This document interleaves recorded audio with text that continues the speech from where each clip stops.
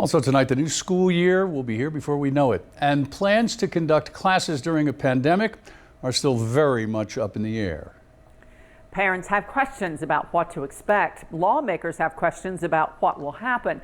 But across-the-board answers are not clear yet. LEX 18's political reporter Carolina Buchek has the story.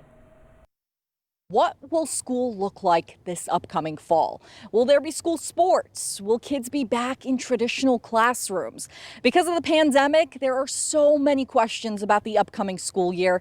And today in Frankfort, state lawmakers tried to get some answers. What would you recommend that the state do to address this issue? State lawmakers asked Kentucky's education groups about what is expected this upcoming school year. And for the most part, there were no clear across-the-board answers yet. As individual school districts try to come up with a plan for the upcoming school year, there are many challenges they will likely face. Will we have the funding necessary to acquire cleaning supplies and materials for the heightened cleaning standards? Will we have the funding and the ability to quickly procure those materials, or things such as masks, or things such as instructional equipment, tablets, and Chromebooks for students that are learning through distance learning? There's even the question of whether there will be enough staff members who are willing to work during the pandemic. And teachers are put in difficult situations. When it comes to remote learning, they need to make sure that students are actually learning from home.